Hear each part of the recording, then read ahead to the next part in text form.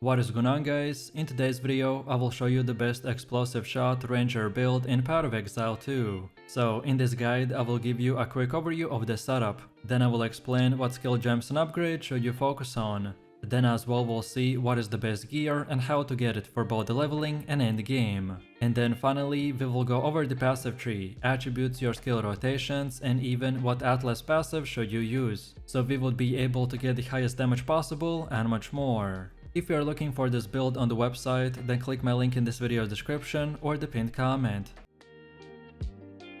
This setup is known as the explosive shot build, which, as you can see from the gameplay, can blow up and destroy a huge amount of enemies by using the explosive shot. However, for our playstyle to work, we will need to use the tree dragon mask, but lucky for us, this headpiece is pretty cheap and easy to acquire by just simply buying it or trading it. This build got a recent shock buff, which means that now by using the specific items, we will convert our ability to ignite with fire damage to now get a shock chance instead. And besides the explosive shot, we also have the shock burst rounds, which will be our main way to deal damage against a single target. It only will work if the target is shocked by releasing a deadly pulse that unleashes one of the craziest DPS skills currently in the game. So if you like the playstyle and you want to use one of the best meta builds that is quite easy to get, then here it is. So let me show you the build, and for the main class I have chosen to go with the ranger and our ascendancy is the dead eye. Then for the first skill we have the explosive shot, and for support gems we want to go with the scatter shot,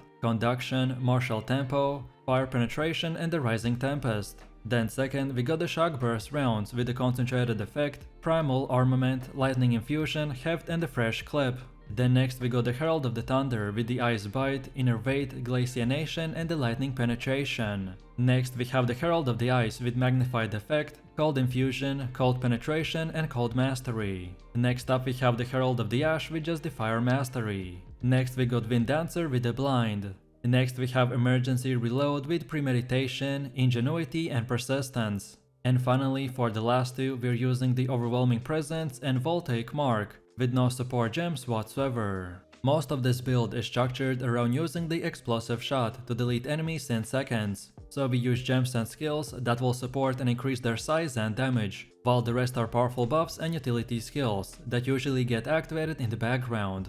Next we also have a leveling build, in case if you are starting your journey from level 0, and you want to use it up until about level 25, where you should start getting our most important skills. So first off we have the lightning arrow with the martial tempo and the lightning infusion. Then next we have the lightning rod with a scatter shot and magnified effect. And finally we're using the escape shot with the deep freeze and concentrated effect. This is your basic setup up until you get our build's two most important skills. In the early stages of progression, we're using the lightning arrow and the rod as our main ability combo, as they're very powerful, especially at the beginning. Next up we have our passive tree, and if you are interested in a full in-depth guide on how it works, then check out my beginner guide. So let's take a look at our setup, and we want to start at this projectile damage node, and then go like this while taking the honed instincts and the vile wounds. Then now keep on going until you get both of these, so escape velocity and the freedom of movement. Then from here we want to continue our way up until this point and then take this maiming strike.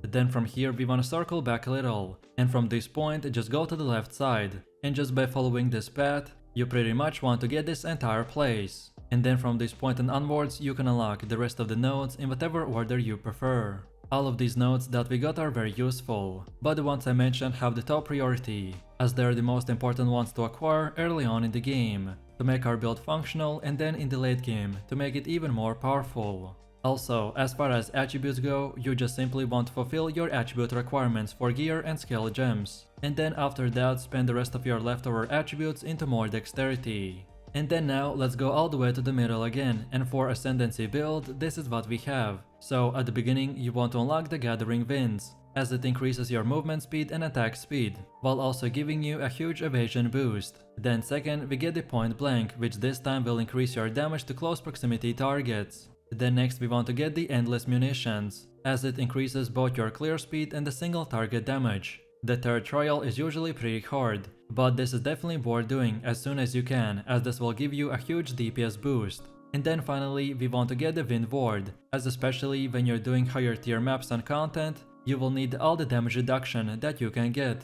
In PoE 2, earning skill points take a lot of hard work, so it will be very smart not to spend your points recklessly. Of course, you can refund your passive points later, but only at a cost, so following a specific setup is extremely useful. If you are following this build, then make sure to not to deviate from it, as some of the decisions that I made might not make sense at first, but is going to pay off later. So feel free to use the exact same path as I have right here, and don't forget to check this video description to find the link for this website, and this should make it easier for you to follow the tree. Next up we have our Atlas passives, and the general idea behind this is to aim for bonus passives that spawn a lot of grouped up monsters, such as in expeditions or in rituals. So when we start, we wanna first of all go to the left side and get all of these nodes, and then keep going down until you get to this keystone called the Deadly Evolution. And then from this point and onwards, you can unlock the rest of the nodes in whatever order you want. But then on top of this, we have even more passives, which in order you unlock them doesn't really matter. So this time it's again up to you.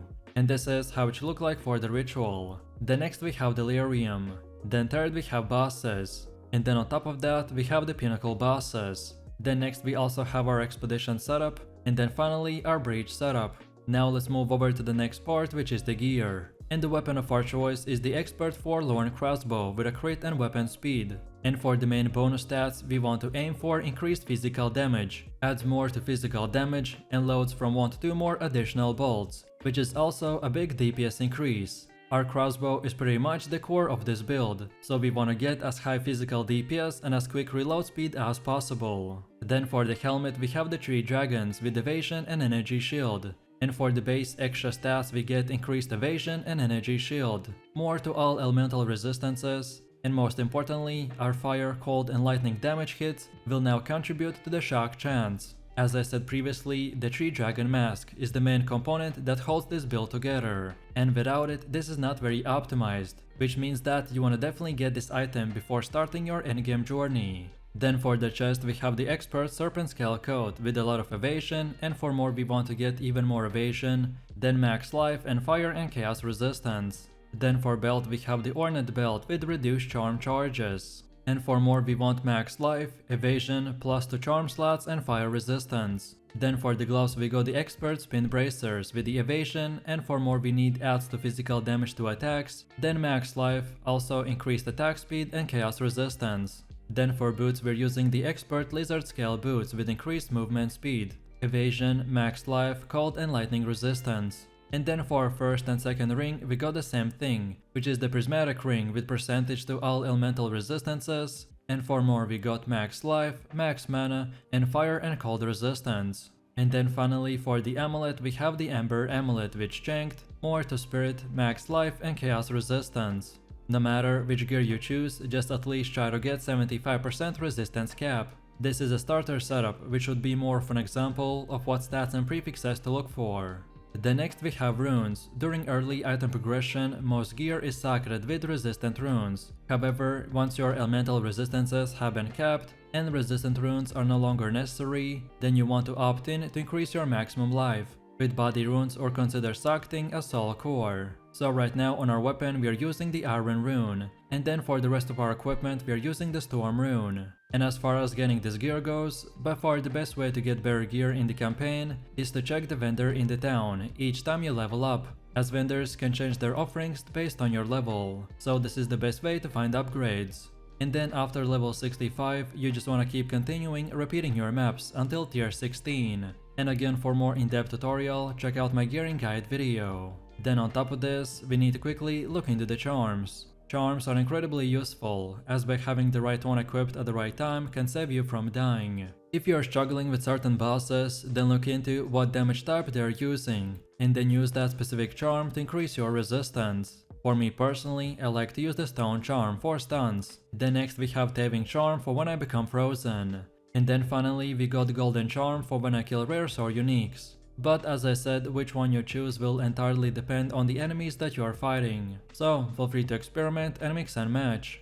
And now finally, let's quickly take a look at how this build will work. So we want to start our highest damage rotation by first of all activating the Voltaic Mark for its curse. Then next we use the Explosive Shot, which will build up the shock, and then afterwards we use the Shock Burst rounds, after we got that shock, and then from here we can even use the Emergency Reload for more buffs. And then from this point, if the enemy is still breathing, then we can even use the explosive shot to build up the same shock again. And then finally use the shock burst to repeat the same rotation, and that's about it.